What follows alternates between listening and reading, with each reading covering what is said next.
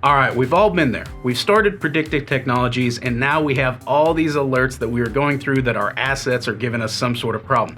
Well, how do we know that those alerts are true, or maybe they're just nuisance alarms? So how do we avoid the fatigue associated with assets in the quote-unquote red stage?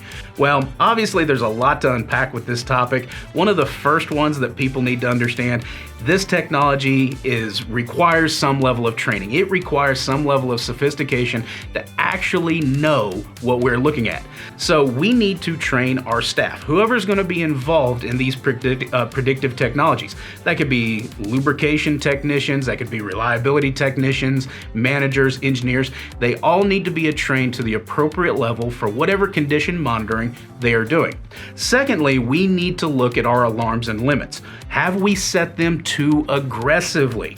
Now, I'm a big fan. If we think about oil analysis, we talk about cleanliness. We want to shoot for very clean fluids.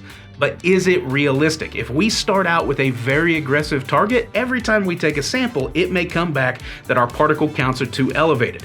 You may think about stepping down your targets over time. Start with something that is achievable. Once you've achieved it, step it down again. So this removes some of that nuisance alarm. Finally, we start to think about filtering out the noise, all right? What are the assets that we truly concern ourselves about? What are the technologies that are truly going to tell us what we're worried about with that asset? So make sure that we pick the appropriate technology, same alarms and limits, and we're monitoring it effectively.